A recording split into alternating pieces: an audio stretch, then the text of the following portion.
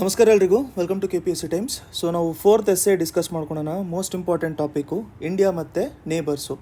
So India ಮತ್ತು neighbours ಜೊತೆಗೆ ಯಾವ ಥರ ಇವಾಗ ನಮ್ಮ ರಿಲೇಷನ್ಸ್ ಇದೆ ಅದನ್ನು ನಾವು ಡಿಸ್ಕಸ್ ಮಾಡ್ಕೊಳ್ಳೋಣ. ಈ ಥರ ಎಸ್ಸೇಸಲ್ಲಿ ನೋಡಿ, ನೀವು ಡಯಾಗ್ರಾಮ್ಸು ಅಥವಾ ನೀವು ಮ್ಯಾಪ್ಸ್ ಎಲ್ಲ ಮಾಡ್ಕೊಂಡಿದ್ರೆ ತುಂಬ ಒಳ್ಳೆ ಪರ್ಸ್ಪೆಕ್ಟಿವಲ್ಲಿ ಯಾರು ಇವ್ಯಾಲ್ಯೂಯೇಟ್ ಮಾಡ್ತಾ ಇರ್ತಾರೆ ಅವ್ರಿಗೂ ಕೂಡ ಅರ್ಥ ಆಗುತ್ತೆ. ನಿಮಗೆ ಬೇಸಿಕ್ಸು ಇದ್ರ ಬಗ್ಗೆ ಗೊತ್ತಿದೆ, ಏನು ಆ್ಯಕ್ಚುಲಾಗಿ ಪ್ರಾಬ್ಲಮ್ಸ್ ಇರೋದು ಅಂತ ಹೇಳ್ಬಿಟ್ಟು. ಸೊ ಇವುಗಳ PDFs ಮತ್ತು ಬೇರೆ ನೋಟ್ಸ್ ಏನಾದರೂ ಬೇಕಾಗಿದ್ದರೆ ನೀವು ಇಲ್ಲಿ ಕೊಟ್ಟಿರೋಂಥ ನಂಬರ್ಗೆ ಕಾಂಟ್ಯಾಕ್ಟ್ ಮಾಡ್ಕೊಂಡಿರ್ಬೋದು. ಜೊತೆಗೆ ಹೊಸಬರಾಗಿದ್ದರೆ ಚಾನಲ್ನ ಸಬ್ಸ್ಕ್ರೈಬ್ ಮಾಡೋದನ್ನ ಮರೆಯೋಕ್ಕೆ ಹೋಗಬೇಡಿ. ಅದೇ ಥರ ಬೆಲ್ ಐಕನ್ನು ಕೂಡ ಪ್ರೆಸ್ ಮಾಡ್ಕೊಂಡಿರಿ, ಅಂತಂದರೆ ಲೇಟೆಸ್ಟ್ ವೀಡಿಯೋಗಳ ನೋಟಿಫಿಕೇಷನ್ ಕೂಡ ನಿಮಗೆ ಬರ್ತಾ ಇರುತ್ತೆ. ಸೊ ಡಿಸ್ಕಷನ್ ಸ್ಟಾರ್ಟ್ ಮಾಡ್ಕೊಳ್ಳೋಕ್ಕಿಂತ ಮುಂಚೆ ನಾವು ಬಾರ್ಡರ್ಸಲ್ಲಿ ಯಾವ್ಯಾವ ದೇಶಗಳಿದ್ದಾವೆ ಅಂತ ಹೇಳ್ಬಿಟ್ಟು ಒಂದ್ಸರಿ ನೋಡ್ಕೊಳ್ಳೋಣ. ಮ್ಯಾಪಲ್ಲಿ ನೋಡ್ಕೊಂಡಿದ್ರೆ ನಮಗೆ ಇನ್ನೂ ಸ್ವಲ್ಪ ಈಸಿಯಾಗಿ ಅರ್ಥ ಆಗ್ತಾ ಇರುತ್ತೆ. ಸೊ ನಾವಿಲ್ಲಿ ಇಂಡಿಯಾನ ನೋಡ್ಕೋಬೇಕು ಅಂತಂದರೆ ಫಸ್ಟು ನಾವಿಲ್ಲಿ ಲೆಫ್ಟ್ ಸೈಡಿಂದ ಸ್ಟಾರ್ಟ್ ಮಾಡಿಕೊಂಡ್ರೆ ನಮಗೆ ಈ ರೇಂಜಲ್ಲಿ ನಮಗೆ ಇಲ್ಲಿ ಪಾಕಿಸ್ತಾನ್ ಇದೆ. ಸೊ ಪಾಕಿಸ್ತಾನ್ ಇಲ್ಲಿವರೆಗೂ ಇರುವಂಥದ್ದು. ಬಟ್ ನಮಗೆ ಇಲ್ಲಿಂದ ಅಫ್ಘಾನಿಸ್ತಾನಿಂದ ಬಾರ್ಡರ್ ನಮಗೆ ಸ್ಟಾರ್ಟ್ ಆಗುತ್ತೆ, ಬಾರ್ಡರ್ ಟಚ್ ಆಗುತ್ತೆ. ಬಟ್ ಏನು ಪ್ರಾಬ್ಲಮ್ ಆಗಿದೆ ಅಂತಂದರೆ ಈ ಟೆರಿಟರಿ ಬಂದ್ಬಿಟ್ಟು ನಮಗೆ ಡಿಸ್ಪ್ಯೂಟಲ್ಲಿ ಇರೋದ್ರಿಂದ ನಾವು ಅಫ್ಘಾನಿಸ್ತಾನ ಆ್ಯಕ್ಸಸ್ ಮಾಡ್ಕೊಳ್ಳೋಕ್ಕಾಗಲ್ಲ. ಅದೊಂದು ಮೇನ್ ಪ್ರಾಬ್ಲಮ್ ಆಗಿರುತ್ತೆ. ಅದಾದಮೇಲೆ ಈ ಕಡೆಯಿಂದ ನಾವು ನೋಡ್ಕೋಬೇಕು ಅಂತಂದರೆ ಇಲ್ಲೆಲ್ಲ ಕಂಪ್ಲೀಟಾಗಿ ನಮಗೆ ಚೈನಾ ಬಾರ್ಡರ್ ಸಿಗುತ್ತೆ. ಸೊ ಇಲ್ಲಿಂದ ಚೈನಾ ಬಾರ್ಡರ್ ಇದೆ. ಅದಾದಮೇಲೆ ಇಲ್ಲಿಂದ ಇಲ್ಲಿವರೆಗೂ ಕೂಡ ನಮಗೆ ಚೈನಾ ಬಾರ್ಡರ್ ಸಿಗುತ್ತೆ. ಸೊ ಚೈನಾ ಬಾರ್ಡರ್ ಜೊತೆಗೆ ನಮಗೆ ಶೇರ್ ಮಾಡ್ಕೊಳ್ಳೋವಂಥದ್ದು ಇಲ್ಲಿ ನೇಪಾಲ್ ಬಾರ್ಡರು ಇದೆ. ಅದಾದಮೇಲೆ ಭೂಟಾನ್ ಬಾರ್ಡರು ಇದೆ. ಸೊ ಭೂಟಾನು ಆಲ್ಮೋಸ್ಟು ನಮಗೆ ಏನಾಗಿದೆ ಅಂತಂದರೆ ತುಂಬ ಪೀಸ್ಫುಲ್ ಕಂಟ್ರಿ ಇದು. ಭೂಟಾನ್ ಬಂದ್ಬಿಟ್ಟು ತುಂಬ ಪೀಸ್ಫುಲ್ ಕಂಟ್ರಿ. ಸೊ ಇಂಡಿಯಾಗೆ ಒಂದು ಒಳ್ಳೆಯ ಫ್ರೆಂಡು ಕೂಡ ಇದೆ ಭೂಟಾನು. ಸೊ ಭೂಟಾನ್ ಜೊತೆಗೆ ನಮ್ಮದು ಯಾವಾಗಲೂ ಕೂಡ ಯಾವುದೇ ಥರದ್ದು ಪ್ರಾಬ್ಲಮ್ಸು ಏನೂ ಇರೋದಿಲ್ಲ. ಯಾಕೆಂತಂದರೆ ಭೂಟಾನಿಗೆ ಅರ್ಧ ಎಕನಾಮಿನೂ ಕೂಡ ಸಪ್ಲೈ ಮಾಡೋವಂಥದ್ದೇ ಇಂಡಿಯಾನೇ. ನೀವು ಅಕಸ್ಮಾತ್ ಭೂಟಾನ್ನು ಕೂಡ ವಿಸಿಟ್ ಮಾಡ್ಕೊಂಡಿದ್ರೆ ನೀವು ರುಪೀಸ್ ಅವ್ರಿಗೇನಾದರೂ ಕೊಟ್ಟು ನೀವೇನಾದರೂ ಅವ್ರು ಚೇಂಜ್ ಇಸ್ಕೊಬೇಕು ಅಂತಂದರೆ ಅವ್ರು ನಿಮ್ಗೆ ಚೇಂಜು ಅವ್ರ ಅಮೌಂಟೇ ಕೊಡ್ತಾರೆ ಹೊರತು ನಿಮ್ಗೆ ರುಪಿ ಕೊಡಲ್ಲ. ಅಂತಂದರೆ ರುಪೀಸಿಗೆ ಅಲ್ಲಿ ಅವರು ನಂಗ್ ಟ್ರಮ್ ಅಂತ ಇದೆ ಅವ್ರದ್ದು ಕರೆನ್ಸಿ. ಸೊ ಅದಕ್ಕೆ ಅವ್ರ ಕರೆನ್ಸಿನ ಅವರು ಅಷ್ಟೊಂದು ವ್ಯಾಲ್ಯೂ ಮಾಡ್ಕೊಳ್ಳಲ್ಲ. ಇಂಡಿಯನ್ ಕರೆನ್ಸಿನ ತುಂಬ ವ್ಯಾಲ್ಯೂ ಮಾಡ್ಕೊತಾರೆ. ಅಂತಂದರೆ ಇಂಡಿಯಾಗೂ ಕೂಡ ತುಂಬ ಜಾಸ್ತಿ ವ್ಯಾಲ್ಯೂ ಇದೆ ಅಂತ. ಅದಾದಮೇಲೆ ನಾವು ರೈಟ್ ಸೈಡಲ್ಲಿ ನೋಡ್ಕೋಬೇಕು ಅಂತಂದರೆ ಇಲ್ಲಿ ನಮಗೆ ಮಯನ್ಮಾರ್ ಇದೆ. ಅದಾದಮೇಲೆ ಈ ರೇಂಜಲ್ಲಿ ನಮಗೆ ಇಲ್ಲಿ ಇರುವಂಥದ್ದು ಬಾಂಗ್ಲಾದೇಶು. ಅದಾದಮೇಲೆ ನಮಗೆ ಇಲ್ಲಿ ವಾಟರ್ ಬಾರ್ಡರ್ ಅಂತ ಹೇಳ್ಬಿಟ್ಟು ನಮಗೆ ಇಲ್ಲಿ ಶ್ರೀಲಂಕಾ ಇದೆ. ಹಾಗೂ ಇಲ್ಲಿ ಲಕ್ಷದ್ವೀಪಿಂದ ಕೆಳಗಡೆ ನಮಗೆ ಮಾಲ್ಡೀವ್ಸ್ ಬರುವಂಥದ್ದು.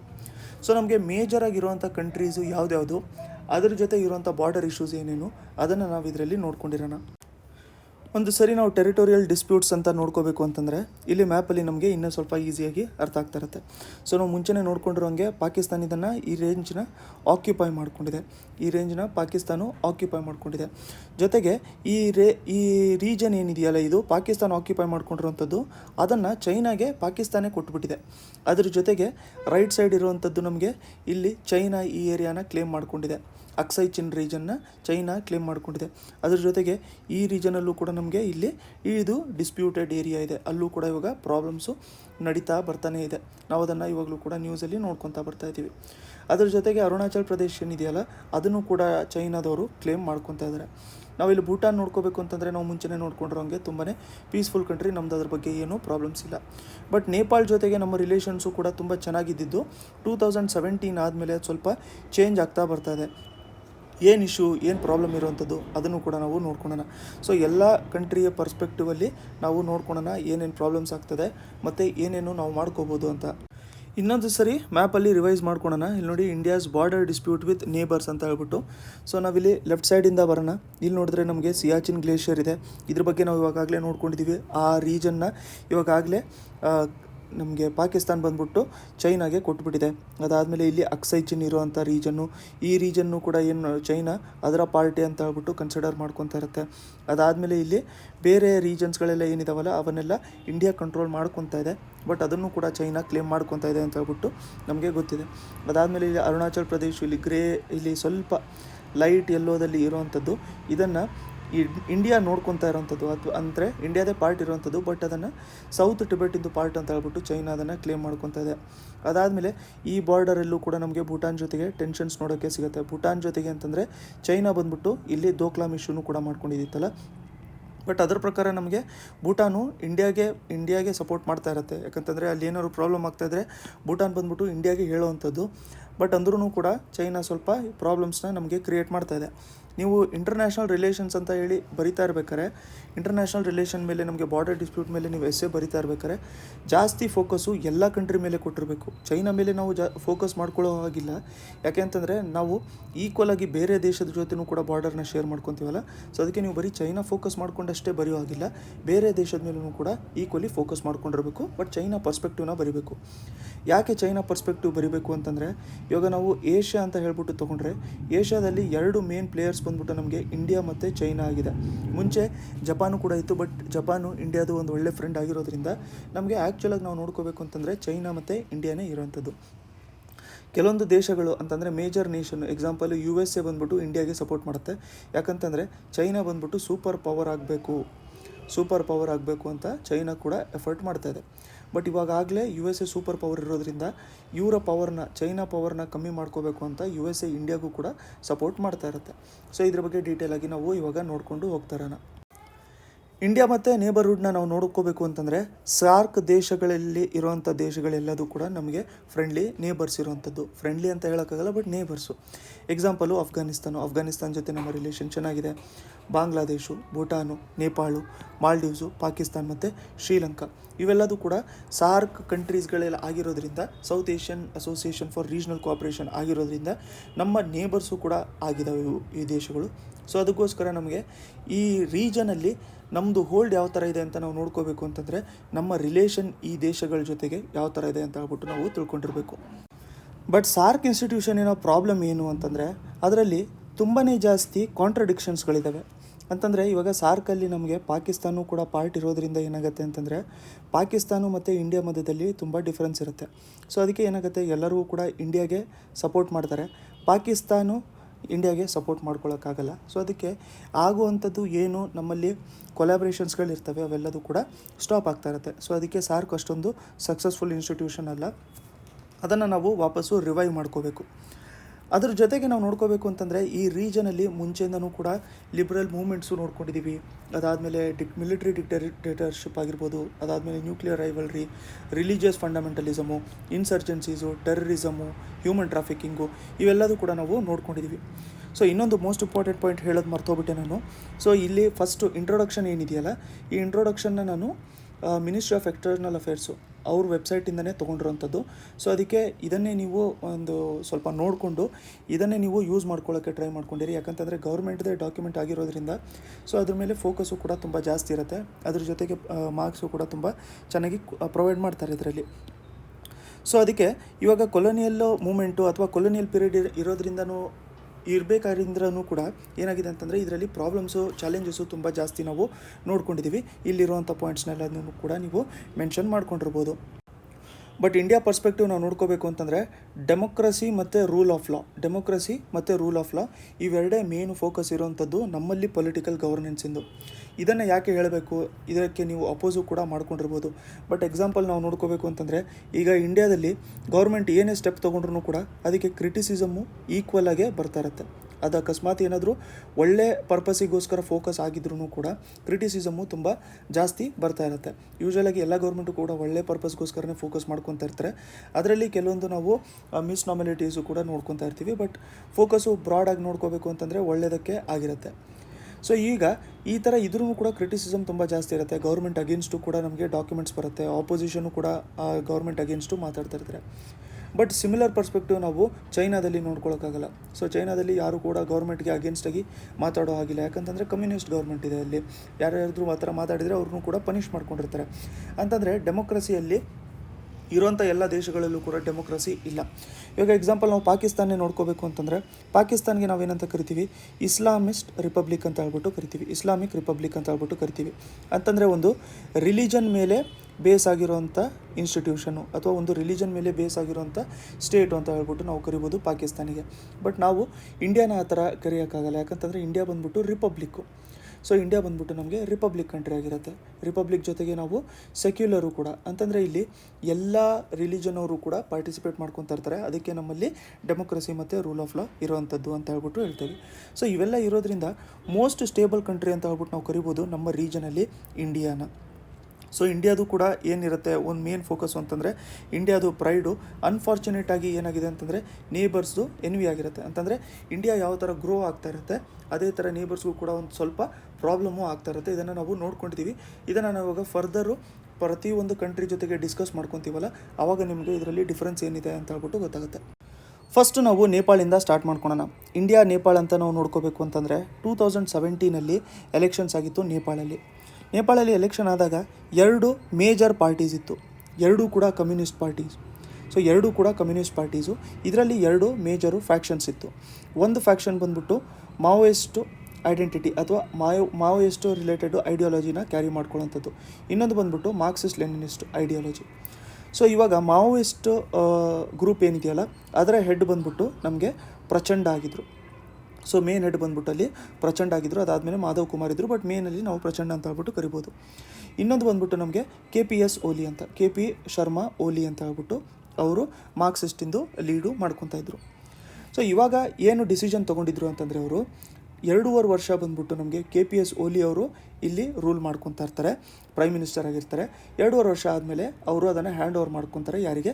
ಪ್ರಚಂಡ ಅವ್ರಿಗೆ ಹ್ಯಾಂಡ್ ಓವರ್ ಮಾಡ್ಕೊತಾರೆ ಅಂತ. ಇವಾಗ ರೀಸೆಂಟಾಗಿ 2.5 ವರ್ಷ KPS ಓಲಿ ಅವರ ರೂಲು ಕಂಪ್ಲೀಟ್ ಆಗೋಗ್ಬಿಟ್ಟಿತ್ತು. ಬಟ್ ಏನು ಮಾಡ್ಕೊತಾ ಇದ್ದಾರೆ ಅಂತಂದರೆ ಅವರು ಪ್ರಚಂಡಗೆ ಅವರು ಅದು ಪವರ್ನ ಹ್ಯಾಂಡ್ ಓವರ್ ಮಾಡ್ಕೊತಾ ಇಲ್ಲ. ಅದ್ರ ಬದಲಾಗಿ ಏನು ಮಾಡ್ಕೊಂಡ್ಬಿಟ್ರು ಅಂತಂದರೆ ಡಿಸೆಂಬರ್ 2020 ಲೋವರ್ ಹೌಸು ಅಂತಂದರೆ ನಮ್ಮಲ್ಲಿ ಲೋಕಸಭೆ ಯಾವ ಥರ ಇದೆಯಲ್ಲ ಆ ಥರ ಲೋವರ್ ಹೌಸ್ನ ಅವರು ಅನೌನ್ಸ್ ಮಾಡಿಬಿಟ್ರು ಡಿಸಾಲ್ವ್ ಮಾಡ್ಕೊತಾ ಇದ್ದೀವಿ ಅಂತ. ಸೊ ಇವಾಗ ಮಾಡ್ಕೋಬೇಕಾಗಿರೋಂಥದ್ದೇನು, ಅವರು ರೂಲು ಬಂದ್ಬಿಟ್ಟು ಪ್ರಚಂಡ ಅವ್ರಿಗೆ ಪಾಸ್ ಮಾಡ್ಕೋಬೇಕಾಗಿತ್ತು, ಅವ್ರನ್ನ ಪ್ರೈಮ್ ಮಿನಿಸ್ಟರ್ ಮಾಡ್ಕೋಬೇಕಾಗಿತ್ತು. ಬಟ್ ಇವ್ರು ಮಾಡಿದ್ದೇನು, ಲೋವರ್ ಹೌಸ್ನ ಡಿಸಾಲ್ವ್ ಮಾಡ್ಕೊಂಡ್ಬಿಟ್ರು. ಡಿಸಾಲ್ವ್ ಮಾಡ್ಕೊಂಡ್ರೆ ಏನಾಗುತ್ತೆ, ಡಿಸಾಲ್ವ್ ಮಾಡ್ಕೊಂಡ್ರೆ ಹೊಸದಾಗಿ ಎಲೆಕ್ಷನ್ಸ್ನ ಕಂಡಕ್ಟ್ ಮಾಡ್ಕೋಬೇಕು. ಬಟ್ ಇದು ಚೈನಾಗೆ ಇಷ್ಟ ಇಲ್ಲ. ನೀವು ಎಕ್ಸಾಂಪಲ್ ಇವಾಗ ನಾವು ಸ್ಟಾರ್ಟಿಂಗ್ ನೋಡ್ಕೊಂಡ್ರಂಗೆ ನೇಪಾಳಿನ ಮ್ಯಾಪ್ ನೋಡ್ಕೋಬೇಕು ಅಂತಂದರೆ ಇಲ್ಲಿ ನಮಗೆ ನೇಪಾಳಿಗೆ 3 ಸೈಡು ಕೂಡ ಇಂಡಿಯಾ ಸರೌಂಡ್ ಆಗಿದೆ. ನಾರ್ತಲ್ಲಿ ಇರುವಂಥದ್ದು ಚೈನಾ.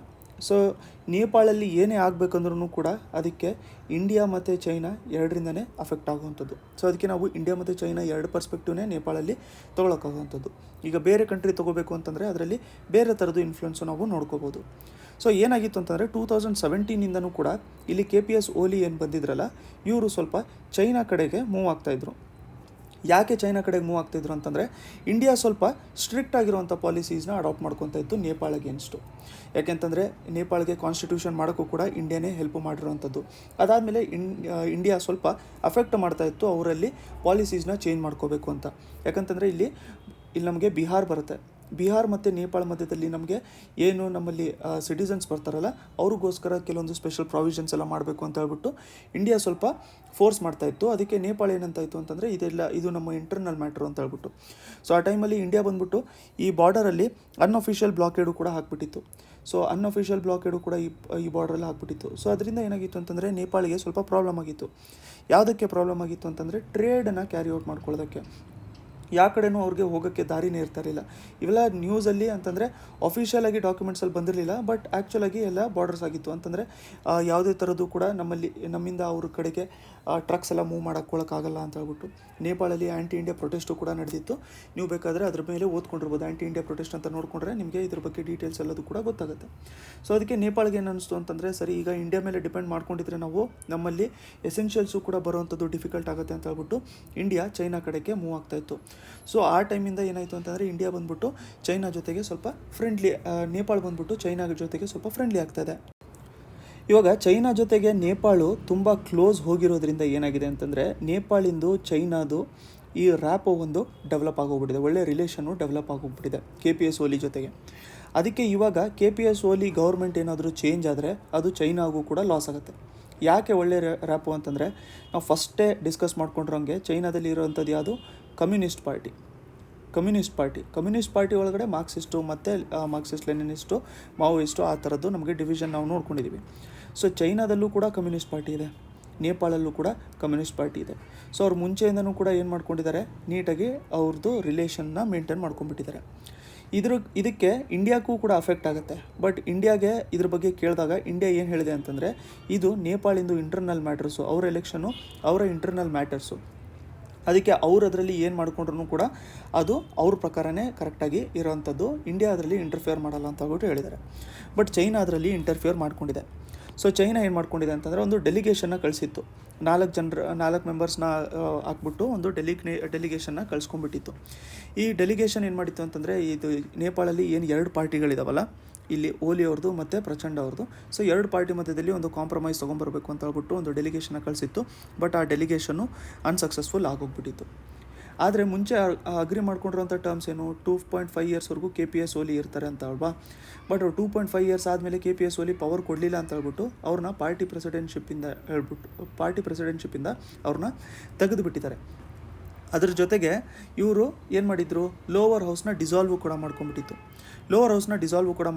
ಆ dissolve ಮಾಡ್ಕೊಂಡಿರೋಂಥದ್ದನ್ನ supreme court of Nepal ಹೇಳುತ್ತೆ ಕರೆಕ್ಟೋ ಇಲ್ವೋ ಅಂತ ಹೇಳ್ಬಿಟ್ಟು. ಅದ್ರ ಜೊತೆಗೆ ಇವ್ರಿಗೆ ಪಾರ್ಟಿ ಪ್ರೆಸಿಡೆಂಟಿಂದ ಏನು ತೆಗೆದುಬಿಟ್ಟಿದ್ರಲ್ಲ, ಅದನ್ನು ಆ ಸಸ್ಪೆನ್ಷನ್ನ ರಿವೋಕ್ ಮಾಡಿದೆ ಅಲ್ಲಿರುವಂಥ ಎಲೆಕ್ಷನ್ ಕಮಿಷನು. ಸೊ ಪಾರ್ಟಿ ಪ್ರೆಸಿಡೆಂಟಿಂದ ಏನು ತೆಗೆದುಬಿಟ್ಟಿದ್ರು ಅದನ್ನು ರಿವೋಕ್ ಮಾಡಿಕೊಂಡಿದೆ ಇವಾಗ ಎಲೆಕ್ಷನ್ ಕಮಿಷನ್. ಇವಾಗ ಚೈನಾನ ನಾವು ನೋಡ್ಕೋಬೇಕು ಅಂತಂದರೆ, ನಾವು ಇವಾಗಲೇ ನೋಡ್ಕೊಂಡಿರೋಂಗೆ ಚೈನಾ ತುಂಬಾ ಜಾಸ್ತಿ ಇಂಟರ್ಫಿಯರು ಮಾಡ್ಕೊತಾ ಇದೆ. ಯಾಕೆ ಅಂತಂದರೆ ಚೈನಾ ಡ್ಯಾಮೇಜ್ ಕಂಟ್ರೋಲ್ ಮಾಡ್ಕೋಬೇಕು, 2 ಕಡೆಯೂ ಕೂಡ ಕಮ್ಯುನಿಸ್ಟ್ ಪಾರ್ಟಿ ಇದೆ ಅಂತ ಹೇಳ್ಬಿಟ್ಟು ನಾವು ನೋಡ್ಕೊಂಡಿದ್ದೀವಿ. ಅಕಸ್ಮಾತ್ ಇವಾಗ ಏನಾದರೂ ಚೇಂಜ್ ಆದರೆ ಅದನ್ನು ಇನ್ನೊಂದು ಸರಿ ರ್ಯಾಪೋ ಡೆವಲಪ್ ಮಾಡ್ಕೋಬೇಕಾಗತ್ತೆ ನೇಪಾಳ ಜೊತೆಗೆ. ಚೈನಾ ಅದ್ರ ಜೊತೆಗೆ ತುಂಬಾ ಜಾಸ್ತಿ ಫಂಡಿಂಗು ಕೂಡ ಮಾಡ್ಕೊತಾ ಇರುತ್ತೆ ನೇಪಾಳಲ್ಲಿ. ಎಕ್ಸಾಂಪಲ್ ನಾವು ನೋಡ್ಕೋಬೇಕು ಅಂತಂದರೆ ಮದನ್ ಭಂಡಾರಿ ಫೌಂಡೇಶನು ಈ ಮೂಲಕ ಹ್ಯುಮ್ಯಾನಿಟೇರಿಯನ್ ಫಂಡ್ಸ್ ಅಂತ ಹೇಳ್ಬಿಟ್ಟು ಚೈನಾ ಬಂದ್ಬಿಟ್ಟು ನೇಪಾಳಿಗೆ ತುಂಬಾ ಜಾಸ್ತಿ ಫಂಡ್ಸ್ನ ಕೊಡ್ತಾ ಇರುತ್ತೆ. ಸೊ ಆಲ್ಮೋಸ್ಟು ಈ ಪರ್ಸ್ಪೆಕ್ಟಿವಲ್ಲಿ ನಮಗೆ ರಿಲೇಷನ್ ಇದೆ ಇಂಡಿಯಾ ಮತ್ತು ಚೈನಾ ಮಧ್ಯದಲ್ಲಿ. ಚೈನಾ ಇಂಟರ್ಫಿಯರೆನ್ಸು ಈ ಥರ ನಡೀತಾ ಇದೆ ಅಂತ.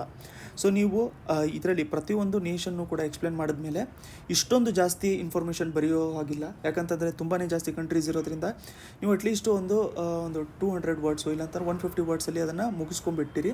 ಅದರಲ್ಲಿ ಅಟ್ಲೀಸ್ಟ್ ಒಂದು 20 ವರ್ಡ್ಸು ನೀವು ಕನ್ಕ್ಲೂಡ್ ಮಾಡಿ ಇಂಡಿಯಾ ಮತ್ತು ನೇಪಾಳ ಬಂದ್ಬಿಟ್ಟು ಇನ್ನೂ ಸ್ವಲ್ಪ ಡಿಸ್ಕಷನಲ್ಲಿ ಇನ್ವಾಲ್ವ್ ಆಗಿಬಿಟ್ಟು ಇನ್ನೂ ಒಳ್ಳೆ ರಿಲೇಷನ್ನ ಎಸ್ಟಾಬ್ಲಿಷ್ ಮಾಡ್ಕೋಬೇಕು. ಯಾಕಂತಂದರೆ ನೇಪಾಳ ಒಂಥರ ಬಫರ್ ದೇಶ ಇದ್ದಂಗೆ ಇಂಡಿಯಾ ಮತ್ತು ಚೈನಾ ಮಧ್ಯದಲ್ಲಿ. ಸೊ ಇಂಡಿಯಾನ ಚೈನಾನ ಸಪ್ರೇಟ್ ಮಾಡ್ಕೊಳ್ಳೋದಕ್ಕೆ ನಮಗೆ ಇಲ್ಲಿ ನೇಪಾಳ ಇರೋದ್ರಿಂದ ನಮ್ಮದು ನೇಪಾಳ ಜೊತೆಗೆ ರಿಲೇಷನ್ನ ಮೇಂಟೈನ್ ಮಾಡ್ಕೊಳ್ಳೋಂಥದ್ದು ಕೂಡ ತುಂಬ ಒಳ್ಳೆಯದು. ಅದ್ರ ಜೊತೆಗೆ ಹಿಸ್ಟಾರಿಕಲಿನೂ ಕೂಡ ನಾವು ತುಂಬ ಒಳ್ಳೆ ಫ್ರೆಂಡ್ಸ್ ಆಗಿದ್ದೀವಿ ಅಂತ ಹೇಳ್ಬಿಟ್ಟು ನೀವು ಇದನ್ನು ಕನ್ಕ್ಲೂಡ್ ಮಾಡ್ಕೊಂಡಿರಬೇಕು. ನೆಕ್ಸ್ಟು ಇಂಡಿಯಾ ಶ್ರೀಲಂಕಾ ನಾವು ನೋಡ್ಕೋಬೇಕು ಅಂತಂದರೆ ಒಂದು ಯೂನಿಕ್ ರಿಲೇಷನ್ಶಿಪ್ ಇದೆ ಇಂಡಿಯಾ ಮತ್ತು ಶ್ರೀಲಂಕಾ ಮಧ್ಯದಲ್ಲಿ. ಯಾಕೆಂತಂದರೆ ಇಂಡಿಯಾ ಮತ್ತು ಶ್ರೀಲಂಕಾ ನಾವು ಕನ್ಸಿಡರ್ ಮಾಡ್ಕೋಬೇಕು ಅಂತಂದರೆ ಚೈನಾ ಜೊತೆ ಎಲ್ಲ ಇರೋ ಹಾಗೆ ನಮ್ಮಲ್ಲಿ ಲ್ಯಾಂಡ್ ಬಾರ್ಡರ್ ಇಲ್ಲ, ನಮ್ಮಲ್ಲಿ ಏನಿದೆ ಅಂತಂದರೆ ವಾಟರ್ ಬಾರ್ಡರ್ ಇದೆ. ಸೊ ನಾವು ಬಿಗ್ಗರ್ ಟರ್ಮ್ಸ್ನ ನಾವು ನೋಡ್ಕೋಬೇಕು ಅಂತಂದರೆ ಇಬ್ಬರಲ್ಲೂ ಕೂಡ ರಿಲಿಜನ್ನು, ಕಲ್ಚರು, ಸೋಷಲ್ ಅಫಿನಿಟೀಸು ಎರಡೂ ಕೂಡ ನಾವು ಸಿಮಿಲರ್ ಆಗಿ ಶೇರ್ ಮಾಡ್ಕೊತಾ ಇರ್ತೀವಿ. ಅದರಲ್ಲಿ ನಮ್ಮ ಎಕನಾಮಿ ಮತ್ತು ಜಾಗ್ರಫಿನೂ ಕೂಡ ನಾವು ಶೇರು ಮಾಡ್ಕೊತಾ ಇರ್ತೀವಿ. ಯಾರ ಜೊತೆಗೆ? ಶ್ರೀಲಂಕಾ ಜೊತೆಗೆ. ತುಂಬಾ ಹತ್ತಿರ ಇರೋದ್ರಿಂದ ನಮ್ಮಲ್ಲಿ ಆ ಥರ ಒಂದು ಕೊಲಾಬ್ರೇಷನು ಕೂಡ ತುಂಬ ಚೆನ್ನಾಗಿದೆ. ಹಿಸ್ಟಾರಿಕಲಿ ನಾವು ನೋಡ್ಕೋಬೇಕು ಅಂತಂದರೆ ಅಶೋಕ ರೂಲ್ ಇರಬೇಕಾದ್ರೆ ಬುದ್ಧಿಸಮ್ನ ನಾವು ಶ್ರೀಲಂಕಾವ್ರಿಗೂ ಕೂಡ ಎಕ್ಸ್ಟೆಂಡ್ ಮಾಡ್ಕೊಂಡಿದ್ವಿ. ಇವಾಗ ಮೆಜಾರಿಟಿ ಶ್ರೀಲಂಕಾದಲ್ಲಿ ನಮಗೆ ಬುದ್ಧಿಸಮ್ಮೇ ಅವರು ಫಾಲೋ ಮಾಡ್ಕೊತಾ ಇರ್ತಾರೆ. ಸೊ ಆ ಟೈಮಲ್ಲಿ ನಾವು ಬೇರೆ ಬೇರೆ ದೇಶಗಳಿಗೆ ಇಲ್ಲಿ ಅಶೋಕ ರೂಲ್ ಇರಬೇಕಾದ್ರೆ ಬೇರೆ ಬೇರೆ ದೇಶಗಳಿಗೆ ಮೆಸೇಂಜರ್ಸ್ನ ಕಳಿಸ್ತಾ ಇದ್ರು ಅಂತಂದರೆ ಬುದ್ಧಿಸಮ್ ರಿಲೇಟೆಡ್ ಮೆಸೇಜಸ್ನ ಸ್ಪ್ರೆಡ್ ಮಾಡ್ಕೊಳ್ಳೋದಕ್ಕೆ. ಅದರಲ್ಲಿ ಏನಾಗಿತ್ತು ಅಂತಂದರೆ ಅನುರಾಧಪುರ ಶ್ರೀಲಂಕಾದಲ್ಲಿ ಏನಿದೆಯಲ್ಲ ಅದರಲ್ಲಿ ಇಂಡಿಯಾ, ಚೈನಾ, ರೋಮು, ಅರೇಬಿಯಾ ಮತ್ತು ಪರ್ಷಿಯಾ ಎಲ್ಲ ಕಡೆಯಿಂದನೂ ಕೂಡ ಟ್ರೇಡರ್ಸು ಅಲ್ಲೇ ಇರ್ತಾರೆ. ಬುದ್ಧಿಸ್ಟ್ ಮಾಂಕ್ಸು ನಮ್ಮಿಂದ ಬೇರೆ ಕಡೆನೂ ಕೂಡ ಟ್ರಾವೆಲ್ ಮಾಡ್ಕೊಂಡಿದ್ದರು, ಅದರಲ್ಲಿ ಚೈನಾಗೂ ಕೂಡ ಟ್ರಾವೆಲ್ ಮಾಡ್ಕೊಂಡಿದ್ರು. ಇವಾಗ ನಾವು ನೋಡ್ಕೊಳ್ಬೇಕು ಅಂತಂದರೆ ತುಂಬ ಜಾಸ್ತಿ ಬುದ್ಧಿಸಮ್ ಸ್ಪ್ರೆಡ್ ಆಗಿದೆ ಚೈನಾದಲ್ಲಿ. ಬುದ್ಧಿಸ್ಟ್ ಟೆಂಪಲ್ ಅಂತಂದರೆ ನಾವು ನೋಡ್ಕೋಬೇಕಾಗಿರುವಂಥದ್ದು ಹಿಂದೂ ಗಾಡೆಸ್ ಇರ್ತಾರೆ. ಸೊ ಆ ಥರ ಹಿಂದೂ ಗಾಡೆಸ್ಸಿನ ಟೆಂಪಲ್ಲು ಕೂಡ ನಾವು ಶ್ರೀಲಂಕಾದಲ್ಲಿ ನೋಡೋಕ್ಕೆ ಸಿಗುತ್ತೆ. ಬ್ರಿಟಿಷ್ ರೂಲ್ ಇರುವಂಥ ಟೈಮಲ್ಲಿ ಬ್ರಿಟಿಷ್ ರೂಲು ಇಂಡಿಯಾನ ಮತ್ತು ಶ್ರೀಲಂಕಾನ ಎರಡನ್ನೂ ಕೂಡ ಈಕ್ವಲ್ ಆಗಿ ಎಫೆಕ್ಟ್ ಮಾಡ್ಕೊಂಡ್ಬಿಟ್ಟಿತ್ತು. ಅಂತಂದರೆ ಇವಾಗ ಏನು ಇಂಡಿಯನ್ ಎಕನಾಮಿ ಶೇಪ್ ಆಗಿದೆ ಅಥವಾ ಇವಾಗ ಏನು ಶ್ರೀಲಂಕನ್ ಎಕನಾಮಿ ಶೇಪ್ ಆಗ್ತಾಯಿದೆ, ಎರಡಕ್ಕೂ ಕೂಡ ನಮಗೆ ಬ್ರಿಟಿಷ್ ಇನ್ಫ್ಲುಯೆನ್ಸು ಇದೆ. ಯಾಕಂತಂದರೆ ಕಾಲೋನೀಸ್ ಆಗಿದ್ವಲ್ಲ, ಸೊ ಅದಕ್ಕೆ ಎರಡರ ಮೇಲೂ ಕೂಡ ಬ್ರಿಟಿಷ್ ಇನ್ಫ್ಲುಯೆನ್ಸು ಇದೆ ಅಂತ. ಗ್ಲೋಬಲೈಸೇಷನ್ ಅಂತ ನಾವು ನೋಡ್ಕೋಬೇಕು ಅಂತಂದರೆ ಇವಾಗ ಇಂಡಿಯಾ ಮತ್ತು ಪಾಕಿಸ್ತಾನ ಮಧ್ಯದಲ್ಲಿ ಅಥವಾ ಇಂಡಿಯಾದಲ್ಲೇ ಯಾವ ಥರ ಕೆಲವೊಂದು ಸರಿ ಹಿಂದೂ ವರ್ಸಸ್ ಮುಸ್ಲಿಮ್ ಅಂತ ಹೇಳ್ಬಿಟ್ಟು ಫೈಟ್ಸು ಕೂಡ ಆಗ್ತಾ ಇರುತ್ತೆ, ರಿಲಿಜನ್ ಬೇಸ್ಡು ಫೈಟ್ಸು ಕೂಡ ಆಗ್ತಾ ಇರುತ್ತಲ್ಲ, ಅದೇ ಸಿಮಿಲರ್ ಲೈನ್ಸಲ್ಲಿ ತಮಿಳ್ನಾಡಲ್ಲಿ Tamil versus Muslims, Tamils versus Sinhalese ಇವೆಲ್ಲದೂ ಕೂಡ ಫೈಟ್ಸು ಅವರಲ್ಲೂ ಕೂಡ ಆಗ್ತದೆ. ಇದು ಹೇಳೋವಂಥ ಮೀನಿಂಗ್ ಏನು ಅಂತಂದರೆ ಸಿಮಿಲರ್ ಚಾಲೆಂಜಸ್ನ ಇಂಡಿಯಾ ಮತ್ತು ಶ್ರೀಲಂಕಾ ಸಿಮಿಲರ್ ಚಾಲೆಂಜಸ್ನ ಫೇಸು ಮಾಡ್ಕೊತಾ ಇದೆ ಅಂತ ಹೇಳ್ಬಿಟ್ಟು. ಕೋವಿಡ್ ಟೈಮಲ್ಲಿ ನಾವು ನೋಡ್ಕೋಬೇಕು ಅಂತಂದರೆ ನಾವು ತುಂಬಾ ಜಾಸ್ತಿ ಸಪೋರ್ಟ್ ಮಾಡ್ಕೊಂಡಿದ್ವಿ ಶ್ರೀಲಂಕಾಕ್ಕೆ ನಾವು ಹ್ಯುಮ್ಯಾನಿಟೇರಿಯನ್ ಟರ್ಮ್ಸಲ್ಲಿ ನಾವೇನು ಆ್ಯಂಬುಲೆನ್ಸ್ನ ಪ್ರೊವೈಡ್ ಮಾಡ್ಕೊಂಡಿದ್ವಿ, ಅದನ್ನೇ ಇವಾಗ ಅವರು COVID-19 ವ್ಯಾಕ್ಸಿನ್ನ ಸ್ಪ್ರೆಡ್ ಮಾಡ್ಕೊಳ್ಳೋದಕ್ಕೆ ಅಂತಂದರೆ ಎಲ್ಲರಿಗೂ ವ್ಯಾಕ್ಸಿನೇಟ್ ಮಾಡ್ಕೊಳ್ಳೋದಕ್ಕೆ ಅದನ್ನು ಯೂಸ್ ಮಾಡ್ಕೊತಾ ಇದ್ದಾರೆ. ಸೊ ಆ ಪರ್ಸ್ಪೆಕ್ಟಿವಲ್ಲಿ ನಾವು ನೋಡ್ಕೋಬೇಕು ಅಂತಂದರೆ ಇಂಡಿಯಾ ಮತ್ತು ಶ್ರೀಲಂಕಾ ಮಧ್ಯದಲ್ಲಿ ಒಂದು ಒಳ್ಳೆ ಟೈಸ್ ಇದೆ ಅಂತ ಹೇಳ್ಬಿಟ್ಟು. ಹಿಸ್ಟಾರಿಕಲ್ ಟೈಸ್ ಅಂತ ನಾವು ನೋಡ್ಕೋಬೇಕು ಅಂತಂದರೆ ಇಂಡಿಪೆಂಡೆನ್ಸ್ ಆದಮೇಲೆ ಏನಾಗಿತ್ತು ಅಂತಂದರೆ ತುಂಬಾ ದೇಶ ಡೆಮೋಕ್ರಸಿನ ಆಪ್ಟ್ ಮಾಡ್ಕೊಂಡಿರಲಿಲ್ಲ. ಎಕ್ಸಾಂಪಲು ಪಾಕಿಸ್ತಾನ, ಮಯನ್ಮಾರು, ಬಾಂಗ್ಲಾದೇಶ್ 1971 ಕೂಡ ಡೆಮೋಕ್ರಸಿ ಆಗಿರಲಿಲ್ಲ. ಬಟ್ ಅದಾದಮೇಲೆ ಲಿಬರೇಷನ್ ಆಫ್ ಏನಾಗಿತ್ತು, ಬಾಂಗ್ಲಾದೇಶ್ ಲಿಬರೇಷನ್ ವಾರ್ ಏನಾಗಿತ್ತಲ್ಲ, ಅದಾದಮೇಲೆ ಬಾಂಗ್ಲಾದೇಶಲ್ಲೂ ಕೂಡ ಇವಾಗ ನಮಗೆ ಡೆಮೋಕ್ರಸಿ ಬಂದಿದೆ. ಸೊ ಆ ಟೈಮಲ್ಲಿ ಇಂಡಿಪೆಂಡೆನ್ಸ್ ಬಂದ ಮೇಲೇ ಡೆಮೋಕ್ರಸಿ ಅಡಾಪ್ಟ್ ಮಾಡ್ಕೊಂಡಿರೋಂಥದ್ರಲ್ಲಿ one of the first countries ಬಂದ್ಬಿಟ್ಟು ನಮಗೆ ಇಂಡಿಯಾ ಮತ್ತು ಶ್ರೀಲಂಕಾ, ಎಸ್ಪೆಷಲಿ ನಮ್ಮ ಬಾರ್ಡರ್ ಕಂಟ್ರೀಸ್ ಮಧ್ಯದಲ್ಲಿ ಇಂಡಿಯಾ ಮತ್ತು ಶ್ರೀಲಂಕಾ ಎರಡನ್ನೂ ಕೂಡ ಡೆಮೋಕ್ರಸಿ ಆಪ್ಟ್ ಮಾಡ್ಕೊಂಡಿದ್ದರು. ಇವಾಗ ಕೋವಿಡ್-19 ಇರೋದ್ರಿಂದ ಆಪರ್ಚುನಿಟೀಸು ತುಂಬ ಜಾಸ್ತಿ ಇದೆ, ಕೋಆಪ್ರೇಷನು ಕೂಡ ತುಂಬ ಜಾಸ್ತಿ ಇರೋದ್ರಿಂದ ಇಂಡಿಯಾ ಆ ಆಪರ್ಚುನಿಟಿನ ಗ್ರ್ಯಾಬ್ ಮಾಡ್ಕೊತಾ ಇದೆ. ಇಂಡಿಯಾ ಹ್ಯುಮ್ಯಾನಿಟೇರಿಯನ್ ಸಪೋರ್ಟು ಕೂಡ ತುಂಬ ಪ್ರೊವೈಡ್ ಮಾಡ್ತಾಯಿದೆ. ಇಂಡಿಯಾ ವ್ಯಾಕ್ಸಿನೇಷನು ಕೂಡ ತುಂಬ ನೀಟಾಗಿ ಪ್ರೊವೈಡ್ ಮಾಡ್ಕೊತಾ ಇದೆ. ಬಟ್ ಇಶ್ಯೂಸು ಅಂತೂ ಇದ್ದೇ ಇರ್ತವೆ. ಇಶ್ಯೂಸ್ ಇರೋವಂಥದ್ದು ಏನು ಅಂತಂದರೆ, first of all Sri Lanka encourage ಮಾಡಬೇಕು ಇಂಡಿಯನ್ ಆಂಟ್ರಪ್ರಿನರ್ಸು ಕೊಲಂಬೋಗೆ ಹೋಗ್ಬಿಟ್ಟು ಬಿಸ್ನೆಸ್ ಹಬ್ನ ಸ್ಟಾರ್ಟ್ ಮಾಡ್ಕೊಳ್ಳೋದಕ್ಕೆ. ಯಾಕೆಂತಂದರೆ ಅವರು ಕೂಡ ಅಲ್ಲಿ ನೀಟಾಗಿ ಒಂದು ಬಿಸ್ನೆಸ್ನ ಸ್ಟಾರ್ಟ್ ಮಾಡ್ಕೋಬೇಕು. ಅವ್ರದ್ದು ಕೂಡ ಎಕಾನಮಿ ಸ್ಟ್ರಾಂಗ್ ಆಗಬೇಕು ಅಂತಂದರೆ ಇಂಡಿಯಾದಲ್ಲಿ ಆಂಟ್ರಪ್ರಿನರ್ಸ್ ತುಂಬ ಜಾಸ್ತಿ ಇರ್ತಾರೆ. ಇಂಡಿಯನ್ ಆಂಟ್ರಪ್ರಿನರ್ಸ್ನೂ ಕೂಡ ಅವರು ಅಪ್ರಿಷಿಯೇಟ್ ಮಾಡಬೇಕು. ಇಂಡಿಯನ್ ಆಂಟ್ರಪ್ರಿನರ್ಸ್ನೂ ಕೂಡ ಅವರು ಒಂದು ಸ್ವಲ್ಪ ಪ್ರಮೋಟ್ ಮಾಡಿಬಿಟ್ಟು ಅವರಲ್ಲಿ ಕೊಲಂಬೋ ಏನಿದೆಯಲ್ಲ ಅದನ್ನೇ ಒಂದು ಹಬ್ಬಾಗಿ, ಒಂದು ಆಂಟ್ರಪ್ರಿನರ್ಶಿಪ್ಪು ಹಬ್ಬು ಅಥವಾ ಒಂದು ಬಿಸ್ನೆಸ್ ಹಬ್ಬಾಗಿ ಅವರು ಸ್ಟಾರ್ಟ್ ಮಾಡ್ಕೊಳ್ಳೋದ್ರಲ್ಲಿ ಅವರು ಹೆಲ್ಪ್ಫುಲ್ ಮಾಡ್ಕೊಂಡಿರಬೇಕು. ಯಾಕೆಂತಂದರೆ ಲಾಜಿಸ್ಟಿಕ್ ಸಪೋರ್ಟ್ ಅಂತೂ ಶ್ರೀಲಂಕಾಕ್ಕೆ ತುಂಬ ಚೆನ್ನಾಗಿದೆ. ಅದ್ರ ಜೊತೆಗೆ ಇಂಡಿಯಾನೂ ಕೂಡ ಶ್ರೀಲಂಕಾಕ್ಕೆ ತುಂಬ ಜಾಸ್ತಿ ಲಾಜಿಸ್ಟಿಕಲಿ ಸಪೋರ್ಟ್ ಮಾಡೋದ್ರಿಂದ ಅವರ ಎಕಾನಮಿನೂ ಕೂಡ ಗ್ರೋ ಆಗುತ್ತೆ, ನಮ್ಮ ಆಂಟ್ರಪ್ರಿನರ್ಸ್ಗೂ ಕೂಡ ಒಂದು ಹೊಸ ಆಪರ್ಚುನಿಟಿ ಸಿಗುತ್ತೆ. ಇದನ್ನು ಬಿಟ್ಬಿಟ್ಟು ನಾವು ನೋಡ್ಕೋಬೇಕು ಅಂತಂದರೆ ಫಿಷರ್ಮ್ಯಾನ್ ಇಶ್ಯೂ ತುಂಬ ಜಾಸ್ತಿ ಇರುತ್ತೆ. ಸೊ ಇಂಡಿಯಾ ಮತ್ತು ನಾವು ಶ್ರೀಲಂಕಾ ನೋಡ್ಕೋಬೇಕು ಅಂತಂದರೆ ಇಲ್ಲಿ ಏನು ಬಾರ್ಡರ್ ಇದೆಯಲ್ಲ, ಇಲ್ಲಿ ಫಿಷರ್ಮೆನು, ನಮ್ಮ ಫಿಷರ್ಮೆನು ಅವರ ಬಾರ್ಡ್ರಲ್ಲಿ ಹೋಗ್ಬಿಟ್ರೆ ಅವ್ರನ್ನ ಹಿಡ್ಕೊಂಡ್ಬಿಟ್ಟಿರ್ತಾರೆ. ಅವರು ನಮ್ಮ ಕಡೆ ಬಂದುಬಿಟ್ಟಿದ್ರೆ ತಮಿಳ್ನಾಡುವಲ್ಲಿ ಅವ್ರನ್ನ ಹಿಡ್ಕೊಂಡ್ಬಿಟ್ಟಿರ್ತಾರೆ. ಸೊ ಈ ಥರ ಇಶ್ಯೂ ಏನಿದಾವಲ್ಲ ಅದನ್ನು ವಿತ್ ಹೆಲ್ಪ್ ಆಫ್ ಡೈಲಾಗು ನಾವು ಅದನ್ನು ರಿಸಾಲ್ವ್ ಮಾಡ್ಕೊಂಡಿರಬೇಕು. ಯಾಕಂತಂದರೆ ಹಿಸ್ಟಾರಿಕಲಿ ಪೊಲಿಟಿಕಲಿ ನಾವೆಲ್ಲ ಸಿಮಿಲರ್ ಆಗಿರೋದ್ರಿಂದ ನಮ್ಮಲ್ಲಿ ಪೀಪಲ್ ಟು ಪೀಪಲ್ ರಿಲೇಷನ್ನ ನಾವಿನ್ನೂ ಬೂಸ್ಟ್ ಮಾಡ್ಕೋಬೇಕು. ಅದ್ರ ಜೊತೆಗೆ ನಮ್ಮ ಲೆಜಿಸ್ಲೇಚರ್ನು ಕೂಡ ನಾವು ಇನ್ನೂ ಸ್ವಲ್ಪ ಜಾಸ್ತಿ ಎಂಗೇಜ್ಮೆಂಟ್ ಮಾಡಿಕೊಂಡು ಅವ್ರಿಗೆ ಸಪೋರ್ಟ್ ತುಂಬ ಜಾಸ್ತಿ ಪ್ರೊವೈಡ್ ಮಾಡ್ಕೋಬೇಕು ಅಂತ ಹೇಳ್ಬಿಟ್ಟು ನಾವು ಇಂಡಿಯಾ ಶ್ರೀಲಂಕಾ ಪರ್ಸ್ಪೆಕ್ಟಿವಲ್ಲಿ ಹೇಳ್ಬೋದು. ಇಂಡಿಯಾ ಪಾಕಿಸ್ತಾನ ಬಗ್ಗೆ ನಾವು ನೋಡ್ಕೋಬೇಕು ಅಂತಂದರೆ ಸ್ವಲ್ಪ ನೆಗೆಟಿವ್ ಆಗ್ತಾ ಇರುತ್ತೆ. ಅದರ ಪಾಯಿಂಟ್ಸ್ ಬಗ್ಗೆ ನಾವು ನೋಡ್ಕೊಂಡಿರೋಣ. ಇಂಡಿಯಾ ಪಾಕಿಸ್ತಾನ ಎರಡೂ ಕೂಡ ಇಂಡಿಪೆಂಡೆನ್ಸ್ ಬಂದಿದ್ದು 1947. ಆ ಟೈಮಲ್ಲಿ ಇಂಡಿಯಾ ಬಂದ್ಬಿಟ್ಟು ರಿಪಬ್ಲಿಕ್ ಆಯಿತು, ಪಾಕಿಸ್ತಾನ ಬಂದ್ಬಿಟ್ಟು ಇಸ್ಲಾಮಿಕ್ ರಿಪಬ್ಲಿಕ್ ಆಗೋಗ್ಬಿಟ್ಟಿತ್ತು. ಅವಾಗಿಂದನೂ ಕೂಡ ನಮ್ಮ ಇಬ್ಬರ ಮಧ್ಯದಲ್ಲೂ ಕೂಡ ಬಾರ್ಡರ್ ಕಾನ್ಫ್ಲಿಕ್ಟ್ಸು ಇವಾಗಲೇ ತುಂಬ ಜಾಸ್ತಿನೇ ಇದೆ. ಇವಾಗಲೇ ನಾವು ನೋಡ್ಕೋಬೇಕು ಅಂತಂದರೆ 4 ವಾರ್ ಕಂಡಕ್ಟ್ ಆಗಿದೆ ಇಂಡಿಯಾ ಮತ್ತು ಪಾಕಿಸ್ತಾನ ಮಧ್ಯದಲ್ಲಿ ಇಂಡಿಪೆಂಡೆನ್ಸ್ ಆದಮೇಲೆ. ಪಾಕಿಸ್ತಾನ ನಮಗೆಲ್ಲರಿಗೂ ಗೊತ್ತಿರೋಂಗೆ ಯಾವಾಗಲೂ ಕೂಡ ತನ್ನ ಪಾಲಿಸೀಸಲ್ಲಿ ಟೆರ್ರಿಸಮ್ನ ಪ್ರಮೋಟ್ ಮಾಡ್ಕೊತಾನೆ ಇರುತ್ತೆ. ತನ್ನ ಪಾಲಿಸೀಸಲ್ಲಿ ಟೆರ್ರಿಸಮ್ನ ಆಲ್ಮೋಸ್ಟ್ ಯಾವಾಗಲೂ ಕೂಡ ಪ್ರಮೋಟ್ ಮಾಡ್ಕೊತಾನೆ ಇರುತ್ತೆ. ಅದಕ್ಕೋಸ್ಕರನೇ ಅದನ್ನು ಟೆರರಿಸ್ತಾನ್ ಅಂತಲೂ ಕೂಡ ನಾವು ನ್ಯೂಸ್ ಪೇಪರಲ್ಲೆಲ್ಲ ನೋಡ್ಕೊಂಡಿದ್ದೀವಿ, ಲ್ಯಾಂಡ್ ಆಫ್ ಟೆರ್ರಿಸ್ಟ್ ಅಂತ ಹೇಳ್ಬಿಟ್ಟು. ಯಾಕಂತಂದರೆ ಟೆರ್ರಿಸ್ಟಿಗೆ ಅದೊಂಥರ ಸೇಫ್ ಹೇವನ್ನ ಪ್ರೊವೈಡ್ ಮಾಡುತ್ತೆ.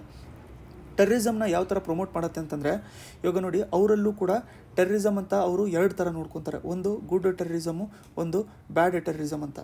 ಬ್ಯಾಡ್ ಟೆರ್ರಿಸಮ್ ಅವ್ರ ಪ್ರಕಾರ ಏನು ಅಂತಂದರೆ ಅವ್ರಿಗೆ ಅಗೇನ್ಸ್ಟ್ ಆಗಿರುವಂಥ ದೇಶ, ಎಕ್ಸಾಂಪಲ್ಲು ಇಂಡಿಯಾಗೆ ಇವರು ಅಫೆಕ್ಟ್ ಮಾಡ್ತಾ ಇರ್ತಾರೆ ನೆಗೆಟಿವ್ ಆಗಿ. ಅದನ್ನು ಅವ್ರು ಏನಂತ ಕರೀತಾರೆ ಅಂತಂದರೆ ಗುಡ್ ಟೆರ್ರಿಸ್ಟ್ ಅಂತ ಹೇಳ್ಬಿಟ್ಟು ಕರೀತಾರೆ. ಯಾಕಂತಂದರೆ ಅವರು ಸಪೋರ್ಟ್ ಮಾಡ್ತಾರಲ್ಲ. ಅಕಸ್ಮಾತ್ ಪಾಕಿಸ್ತಾನ ಮೇಲೇ ಅವರು ಹಲ್ಲೆ ಮಾಡ್ತಾಯಿದ್ರೆ ಆ ಟೆರ್ರಿಸ್ಟ್ನ ಅವರು ಬ್ಯಾಡ್ ಟೆರ್ರಿಸ್ಟ್ ಅಂತ ಹೇಳ್ಬಿಟ್ಟು ಕರೀತಾರೆ. ಬಟ್ ಓವರ್ ಆಲ್ ವರ್ಲ್ಡಲ್ಲಿ ಏನು ನೋಡ್ಕೊತಾರೆ ಅಂತಂದರೆ ಟೆರ್ರಿಸ್ಟ್ ಅಂದರೆ ಟೆರ್ರಿಸ್ಟು, ಅದರಲ್ಲಿ ಗುಡ್ಡು ಬ್ಯಾಡ್ ಅಂತ ಇರಲ್ಲ. ಅವ್ರ ಐಡಿಯಾಲಜಿ ಸಿವಿಲಿಯನ್ಸ್ಗೆ ಅಫೆಕ್ಟ್ ಮಾಡ್ತಾ ಇರುತ್ತೆ ಅಂತ ಹೇಳ್ಬಿಟ್ಟು ನಾವು ನೋಡ್ಕೊತಾ ಇರ್ತೀವಿ. ಸೊ ಇನ್ಸರ್ಜೆನ್ಸಿ ಇರಬೇಕಾದ್ರೂ ಕೂಡ ಪಂಜಾಬ್ ಪಾಕಿಸ್ತಾನ ರೀಜನಲ್ಲೂ ಕೂಡ ಡಿಫ್ರೆನ್ಸಸ್ಸು ತುಂಬ ಜಾಸ್ತಿ ನಮಗೆ ನೋಡೋಕ್ಕೆ ಸಿಕ್ಕಿದೆ. ಇವಾಗ ನಮ್ಮಲ್ಲಿ ಸ್ಟೆಬಿಲಿಟಿ ಇರುವಂಥದ್ದನ್ನು ಕೂಡ ಅವರು ಅಫೆಕ್ಟ್ ಮಾಡ್ಕೊತಾ ಇರ್ತಾರೆ. ಎಕ್ಸಾಂಪಲ್ ನಾವು ನೋಡ್ಕೋಬೇಕು ಅಂತಂದರೆ ಜಮ್ಮು ಆ್ಯಂಡ್ ಕಾಶ್ಮೀರ ಆರ್ಟಿಕಲ್ 370 ಏನು ನಾವು ರಿವೋಕ್ ಮಾಡ್ಕೊಂಡಿದ್ವಿ, ಆ ಟೈಮಲ್ಲೂ ಕೂಡ ಅವರು ಅದನ್ನು ದೊಡ್ಡ ಇಶ್ಯೂ ಮಾಡ್ಕೊಂಡಿದ್ರು. ಬಟ್ ಅದು ಇಂಟರ್ನಲ್ ಮ್ಯಾಟ್ರ್ ಆಗಿರೋದ್ರಿಂದ ಅದು ಅಷ್ಟೊಂದು ಇಶ್ಯೂ ಮಾಡ್ಕೋಬೇಕಾಗಿ ಇರ್ತಿರ್ಲಿಲ್ಲ. ಅದ್ರ ಜೊತೆಗೆ ಅವರು ಪಾಕಿಸ್ತಾನ ಏನು ಮಾಡ್ಕೊಂಡಿದೆ ಅಂತಂದರೆ ಇಂಡಿಯಾ ಅಡ್ಮಿನಿಸ್ಟ್ರ್ ಮಾಡ್ಕೋಬೇಕಾಗಿರೋಂಥ ಟೆರಿಟರಿನ ಅವರು ಆಕ್ಯುಪೈ ಮಾಡ್ಕೊಂಡ್ಬಿಟ್ಟಿದ್ದಾರೆ ಫೋರ್ಸ್ಫುಲಿ. ಸೊ ಅವರು ಫೋರ್ಸ್ಫುಲಿ ಅದನ್ನು ಆಕ್ಯುಪೈ ಮಾಡ್ಕೊಂಡಿರೋದ್ರಿಂದ ಅದು ಕೂಡ ಒಂದು ಮೋಸ್ಟ್ ಇಂಪಾರ್ಟೆಂಟ್ ಕ್ವೆಶನ್ ಆಗಿದೆ. ಅದ್ರ ಜೊತೆಗೆ ಇಲ್ಲಿ ಇರುವಂಥ ಒಂದು ರೀಜನ್ ಅವರು ಚೈನಾಗೆ ಕೊಟ್ಬಿಟ್ಟಿದ್ದಾರೆ.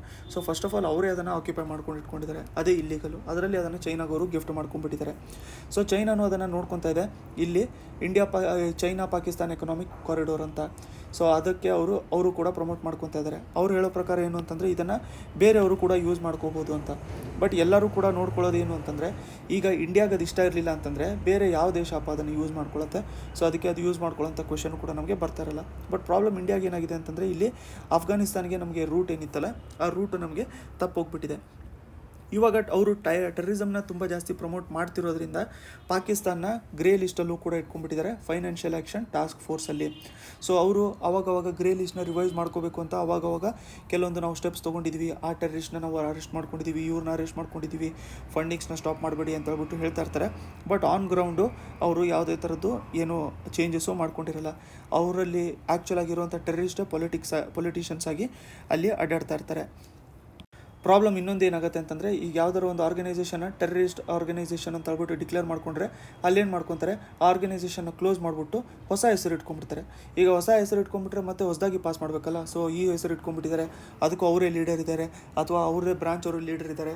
ಅವ್ರನ್ನ ಇವಾಗ ನೀವು ಟೆರರಿಸ್ಟ್ ಆರ್ಗನೈಸೇಷನ್ ಅಂತ ಹೇಳ್ಬಿಟ್ಟು ಡಿಕ್ಲೇರ್ ಮಾಡ್ಕೋಬೇಕು ಅಂತಂದರೆ ಅದಕ್ಕೂ ಕೂಡ ತುಂಬ ಜಾಸ್ತಿ ಟೈಮು ಕೂಡ ತೊಗೊತಾ ಇರುತ್ತೆ. ಸೊ ಅದಕ್ಕೆ ಈ ಟೆರರಿಸ್ಟ್ ಆರ್ಗನೈಸೇಷನ್ನು ಅಥವಾ ಟೆರರಿಸಮ್ನ ಅವರು ಪ್ರಮೋಟ್ ಮಾಡ್ಕೊಳ್ಳೋಂಥದ್ದು ತುಂಬ ರೆಗ್ಯುಲರ್ ಆಗಿ ಹೋಗ್ಬಿಟ್ಟಿದೆ ಇವಾಗಂತೂ ನಾವು ನೋಡ್ಕೋಬೇಕು ಅಂದರೆ.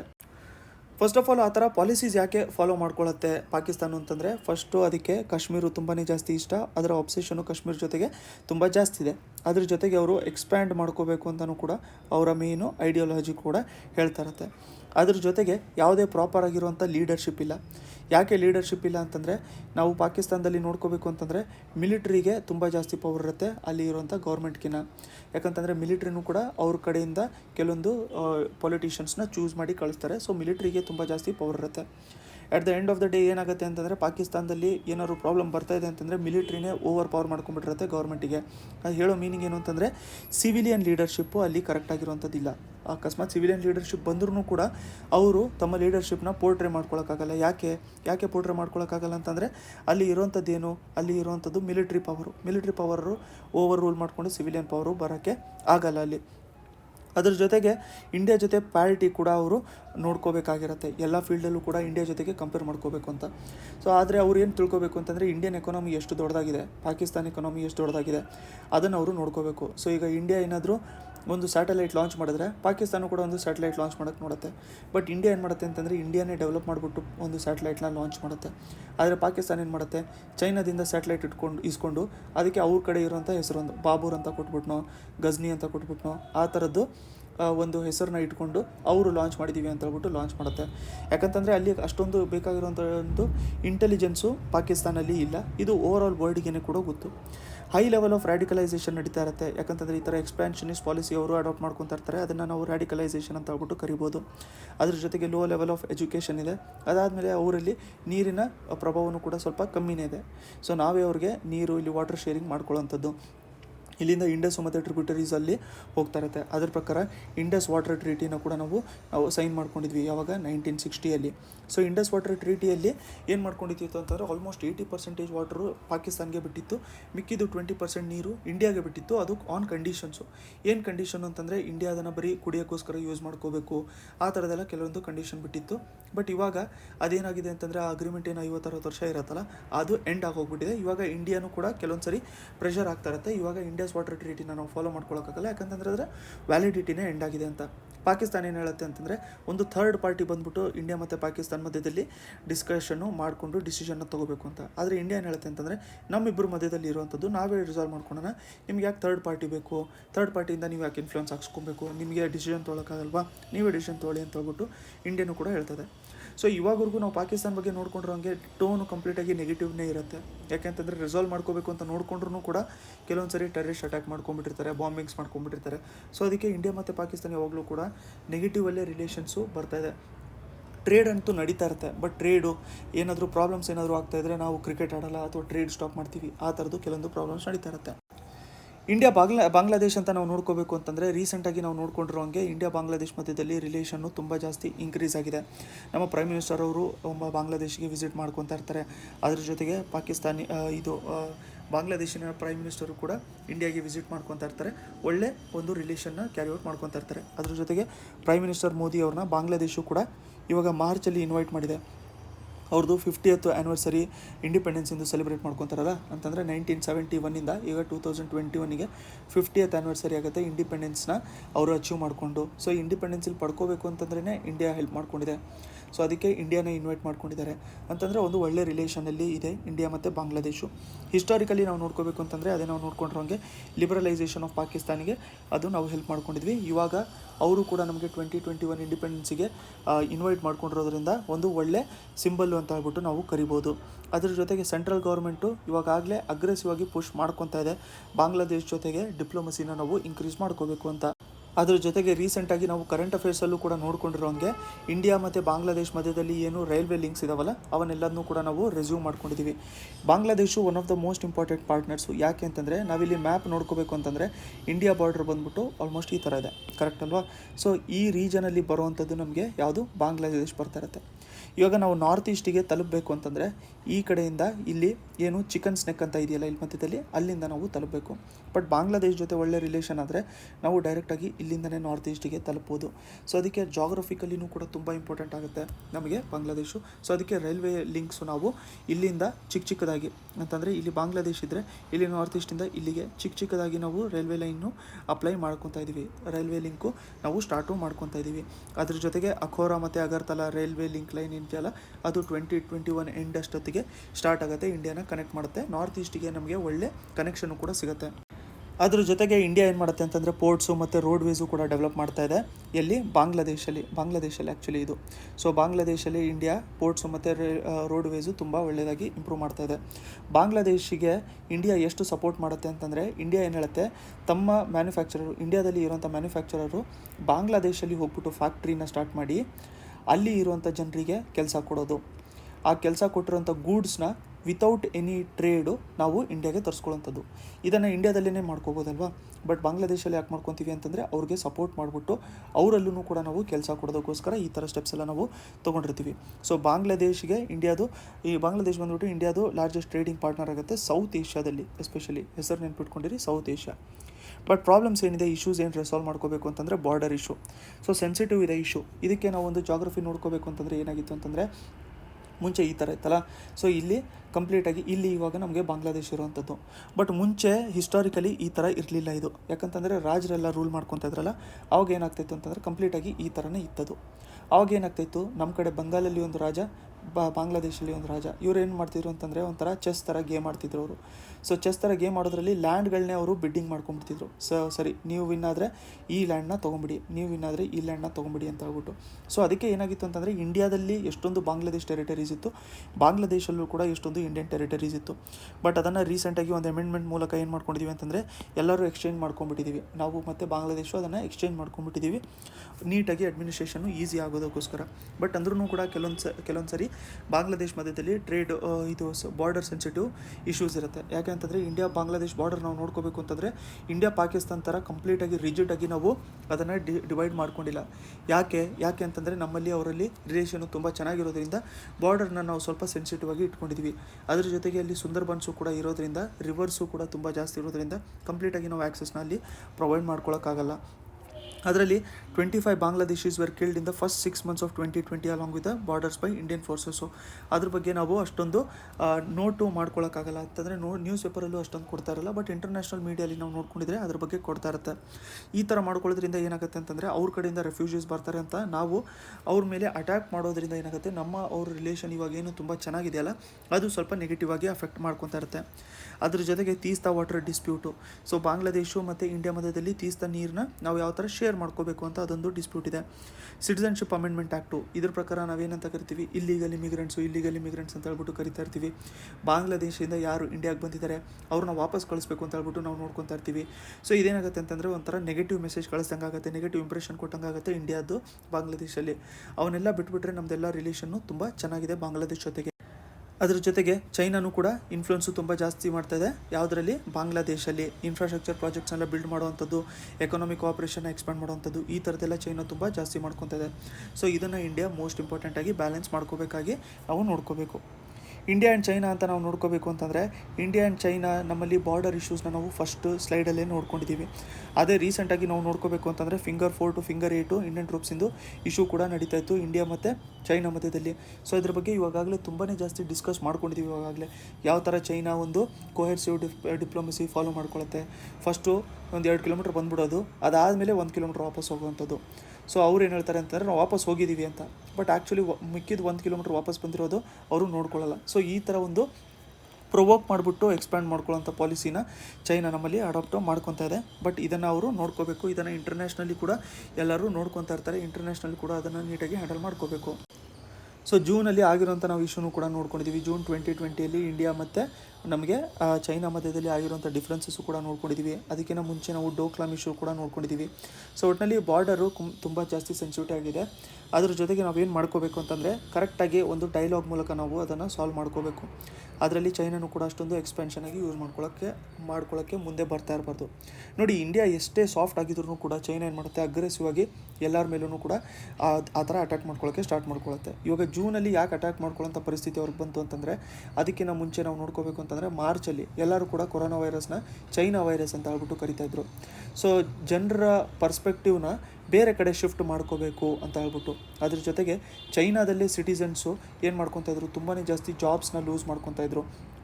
ಅದ್ರ ಜೊತೆಗೆ ಚೈನಾದಲ್ಲಿ ಇರೋಂಥ ಕಂಪನೀಸ್ ಎಲ್ಲ ಕೂಡ ಚೈನಾನ ಬಿಟ್ಬಿಟ್ಟು ಹೋಗ್ತಾಯಿತ್ತು. ಸೊ ಚೈನಾದಲ್ಲೇ ಸಿಟಿಸನ್ಸಿಗೆ ಒಂಥರ ನೆಗೆಟಿವ್ ಸೆಂಟಿಮೆಂಟ್ ಬರ್ತಾಯಿತ್ತು ಚೈನೀಸ್ ಗೌರ್ಮೆಂಟ್ ಮೇಲೆ. ಆ ಟೈಮಲ್ಲಿ ಯಾವುದೇ ಗೌರ್ಮೆಂಟು ಈ ಥರ ಏನಾದರೂ ಜನರ ಸೆಂಟಿಮೆಂಟು ನೆಗೆಟಿವ್ ಆಗ್ತಾಯಿದೆ ಅಂತಂದರೆ ಬೇರೆ ದೇಶ ಜೊತೆಗೆ ಒಂದು ಅಟ್ಯಾಕ್ ಮಾಡ್ಕೊಳ್ಳೋ ಥರ ಪಾಲಿಸಿ ಸ್ಟಾರ್ಟ್ ಮಾಡ್ಕೊಳುತ್ತೆ. ಈಗ ಎಕ್ಸಾಂಪಲ್ ಇಂಡಿಯಾದಲ್ಲಿ ನಾವು ನೋಡ್ಕೋಬೇಕು ಅಂತಂದರೆ ಇಂಡಿಯಾದಲ್ಲಿ ಯಾವಾಗಾದರೂ ಪಾಕಿಸ್ತಾನ ಇಶ್ಯೂ ಬಂದುಬಿಟ್ರೆ ಎಲ್ಲರೂ ಕೂಡ ಗೌರ್ಮೆಂಟ್ ಜೊತೆಗೆ ಸ್ಟ್ಯಾಂಡ್ ಆಗ್ತಾರೆ. ಅದೇ ಥರ ಚೈನಾದಲ್ಲೂ ಕೂಡ ಇಂಡಿಯಾ ಅಗೇನ್ಸ್ಟ್ ಏನಾದರೂ ಇಶ್ಯೂ ಬಂದುಬಿಟ್ಟಿದ್ರೆ ಎಲ್ಲರೂ ಕೂಡ ಸ್ಟ್ಯಾಂಡ್ ಆಗ್ತಾರೆ. ಅದರ ರಿಲೇಟೆಡ್ ಜೂನಲ್ಲಿ ಆಗಿರೋಂಥದ್ದು ಅದು ಇವಾಗಲೂ ಕೂಡ ಕಂಟಿನ್ಯೂ ಆಗ್ತಾ ಹೋಗ್ತಾ ಇದೆ. ಬಟ್ ಅದ್ರ ಜೊತೆಗೆ ನಾವು ಪಾಸಿಟಿವ್ ನೋಡ್ಕೋಬೇಕು ಅಂತಂದರೆ ಅವರ ಟ್ರೇಡ್ ಏನಿದೆಯಲ್ಲ, ಚೈನಾ ಜೊತೆಗೆ ಟ್ರೇಡ್ ಏನಿದೆಯಲ್ಲ ಅದು ಇವಾಗಲೂ ಕೂಡ ಕಂಟಿನ್ಯೂ ಆಗ್ತಾನೆ ಹೋಗ್ತಾ ಇದೆ. ಅಂತಂದರೆ ಟ್ರೇಡ್ ಏನೂ ಅಫೆಕ್ಟ್ ಆಗಿಲ್ಲ. ಇಲ್ಲಿ ಬಾರ್ಡರ್ ಇಶ್ಯೂ ಇದೆ, ಬಟ್ ಟ್ರೇಡ್ ಅದರಿಂದ ಅಫೆಕ್ಟ್ ಏನೂ ಆಗ್ತಾಯಿಲ್ಲ. ಇದರಿಂದ ಏನಾಗುತ್ತೆ ಅಂತಂದರೆ ನಮ್ಮಲ್ಲಿ ಅವರಲ್ಲಿ ಮ್ಯಾನುಫ್ಯಾಕ್ಚರಿಂಗು ಕೂಡ ಕಂಟಿನ್ಯೂ ಆಗ್ತಾ ಇರುತ್ತೆ. ಸೊ ಬಟ್ ಇಂಡಿಯಾ ಪರ್ಸ್ಪೆಕ್ಟಿವಿಂದ ನಾವು ನೋಡ್ಕೋಬೇಕು ಅಂತಂದರೆ ನಮ್ಮ ಟೆರಿಟರಿನ ನಮಗೆ ನೋಡ್ಕೊಳ್ಳೋಕ್ಕೆ ಅವರು ಬಿಡಬೇಕು. ಅವರು ಅದನ್ನು ನೆಗೆಟಿವ್ ಆಗಿ ಇಂಪ್ಯಾಕ್ಟ್ ಮಾಡ್ಕೊತಾ ಇದ್ದರೆ ನಮ್ಮಲ್ಲೂ ಕೂಡ ನಾವು ಅದನ್ನು ನೀಟಾಗಿ ಹ್ಯಾಂಡಲ್ ಮಾಡ್ಕೊಳ್ಳೋಕ್ಕೆ ಆಗ್ತಾ ಇರಲ್ಲ. ಸೊ ಅನಾಲಿಸಿಸಲ್ಲಿ ನಾವು ಅದನ್ನೇ ಹೇಳ್ಬೋದು, ಇಂಡಿಯನ್ ಟ್ರೂಪ್ಸ್ ಏನಿದೆಯಲ್ಲ ಅವರು ಅಷ್ಟೊಂದು ಸಕ್ಸಸ್ಫುಲ್ ಆಗಿಲ್ಲ ಚೈನೀಸ್ ಫೋರ್ಸಸ್ನ ವಾಪಸ್ಸು ಕಳಿಸೋದಕ್ಕೋಸ್ಕರ. ಸೊ ಒಂದು ಡೈಲಾಗ್ ಮೂಲಕ ನಾವು ಅದನ್ನು ರಿಸಾಲ್ವ್ ಮಾಡ್ಕೊಂಡಿರಬೇಕು. ಮುಂಚೆಯಿಂದನೂ ಕೂಡ ನಾವು ಚೈನಾ ಜೊತೆಗೆ ಬಾರ್ಡರ್ ಅಗ್ರಿಮೆಂಟ್ನ ನಾವು ಮಾಡ್ಕೊಂಡು ಬರ್ತಾನೆ ಇದ್ದೀವಿ. 93, 95, 2005, 2013 ಇವೆಲ್ಲದನ್ನೂ ಕೂಡ ಚೈನಾ ಅಗ್ರೆಸಿವ್ ಆಗಿ ಬಿಹೇವ್ ಮಾಡಿಬಿಟ್ಟು ಅದನ್ನು ಡಿಫಾಲ್ಟ್ ಮಾಡ್ಕೊಂಡಿದೆ. ಅಂತಂದರೆ ಆ ಅಗ್ರಿಮೆಂಟಿಗೆ ರೆಸ್ಪೆಕ್ಟೇ ಮಾಡ್ಕೊಳ್ಳಿಲ್ಲದಂಗೆ ಎಕ್ಸ್ಪ್ಯಾಂಡ್ ಮಾಡಿಕೊಂಡು ಬರ್ತಾನೆ ಇದೆ. ವೆಸ್ಟರ್ನ್ ಕಂಟ್ರೀಸು ಕೂಡ ಎಕ್ಸ್ಪರ್ಟು ಕೂಡ ಎಲ್ಲರೂ ಸಪೋರ್ಟ್ ಮಾಡ್ತಾ ಇದ್ದಾರೆ ಇಂಡಿಯಾಗೆ, ಚೈನಾ ಇದನ್ನು ಎಕ್ಸ್ಪ್ಯಾಂಡ್ ಮಾಡ್ತಿದೆ ಅಂತ. ಇಂಡಿಯಾ ಜೊತೆಗೆ ಅಷ್ಟೇ ಅಲ್ಲ, ಚೈನಾ ಇಂಡೋನೇಷ್ಯಾ ಆಗಿರ್ಬೋದು, ಜಪಾನ್ ಜೊತೆ ಆಗಿರ್ಬೋದು, ಅಂತಂದರೆ ಸೌತ್ ಚೈನಾ ಸಿ ರಿಲೇಟೆಡ್ ಏನಿದೆಯಲ್ಲ ಅಲ್ಲೂ ಕೂಡ ಅವರು ಅದೇ ಥರದ್ದು ಪಾಲಿಸೀಸ್ನ ಅಡಾಪ್ಟ್ ಮಾಡ್ಕೊತಾ ಇದ್ದಾರೆ. ಇಂಟರ್ನ್ಯಾಷನಲ್ ಕೋರ್ಟ್ ಆಫ್ ಜಸ್ಟಿಸು ಕೂಡ ಏನಾದರೂ ಚೈನಾ ಅಗೇನ್ಸ್ಟು ರೂಲಿಂಗ್ ಕೊಟ್ಟಿದ್ರು ಕೂಡ ಅದನ್ನು ಕೂಡ ಅವರು ನಂಬಲ್ಲ. ಅವ್ರದ್ದು ಏನಿರುತ್ತೆ ಎಕ್ಸ್ಪೆನ್ಷನ್ ಅದನ್ನೇ ಮಾಡ್ತಾ ಹೋಗ್ತಾ ಇರ್ತಾರೆ. ಸೊ ಓವರಾಲ್ ಆಗಿ ಇಡೀ ವರ್ಲ್ಡು ಚೈನಾಗೆ ಒಂದು ಸ್ವಲ್ಪ ಹೇಳ್ಕೊಡೋ ಥರ ಒಂದು ಪ್ರೊಸೀಜರು ಮಾಡ್ಕೊಂಡಿರ್ಬೇಕಾಗತ್ತೆ. ಆವಾಗಲೇ ನಮಗೆ ಇದು ಫುಲ್ ಫ್ಲೆಜ್ಡ್ ವಾರ್ ಆಗಿ ಟರ್ನ್ ಆಗಲ್ಲ. ಎಕ್ಸ್ಪ್ಯಾಂಡು ಅಕಸ್ಮಾತ್ ಅವರು ಮಾಡ್ಕೊತಾನೆ ಇದ್ದರೆ. ವೇ ಅಹೆಡ್ ಅಂತ ಹೇಳಿದ ತಕ್ಷಣ ನಮಗೇನಾಗುತ್ತೆ ಅಂತಂದರೆ ಇಂಡಿಯಾ ಕಡೆಯಿಂದ ಎಲ್ಲದೂ ಕೂಡ ನೀಟಾಗಿ ಇದೆ. ಇಂಡಿಯಾ ಅಗ್ರಿಮೆಂಟ್ ಏನಾದ್ರು ಮಾಡ್ಕೊಂಡಿದ್ರೆ ಇಂಡಿಯಾ ಅದನ್ನು ಫಾಲೋ ಮಾಡ್ಕೊತಾನೆ ಇರುತ್ತೆ. ಬಟ್ ಚೈನಾ ಸೈಡಿಂದ ಅದು ಆಗ್ತಾ ಇರಲ್ಲ. ಸೊ ಅದಕ್ಕೆ ಹೊರಗಡೆಯಿಂದ ಯಾವ್ದಾದ್ರು ಒಂದು ನಾವು ಇನ್ಫ್ಲುಯೆನ್ಸ್ನ ಮಾಡಿಸ್ಕೊಂಡ್ಬಿಟ್ಟು ಅವರ ಪಾಲಿಸೀಸ್ನ ನಾವು ಬ್ಯಾಲೆನ್ಸ್ ಮಾಡ್ಕೊಬೋದು ಅಂತ. ಸೊ ಓವರಾಲ್ ಆಗಿ ಎಲ್ಲದೂ ನಾವು ಓದ್ಕೊಂಡ್ಬಿಟ್ಟಿದ್ದೀವಿ. ಇವಾಗ ಐ ಅಂತ ಹೇಳ್ಬಿಟ್ಟು ಕಮೆಂಟ್ ಮಾಡ್ಕೊಂಡಿರಿ, I ಕಮೆಂಟ್ ಮಾಡ್ಕೊಂಡಿರಿ ಕಮೆಂಟ್ ಸೆಕ್ಷನಲ್ಲಿ ಕಂಪ್ಲೀಟಾಗಿ ಈ ವಿಡಿಯೋನ ನೋಡ್ಕೊಂಡಿದ್ರೆ. ಸೊ ಓವರಾಲ್ ಆಗಿ ಇಷ್ಟು ಎಸ್ಸೆಯಲ್ಲಿ ನೀವು ಆದಷ್ಟು ನೆನ್ಪಿಟ್ಕೊಂಡು ಬರೆದ್ರೆ ನಿಮಗೆ ಇಂಡಿಯಾ ಆ್ಯಂಡ್ ನೇಬರ್ಸು ಈ ಎಸ್ಸೆ ಕಂಪ್ಲೀಟಾಗಿ ಕವರ್ ಆಗಿರುತ್ತೆ. ನೋಟ್ಸ್ಗಳಿಗೋಸ್ಕರ ನೀವು ಈ ನಂಬರ್ಗೆ ಕಾಂಟ್ಯಾಕ್ಟ್ ಮಾಡ್ಕೊಂಡಿರ್ಬೋದು. ನೆಕ್ಸ್ಟ್ ವಿಡಿಯೋಲಿ ಮತ್ತೆ ಸಿಗೋಣ.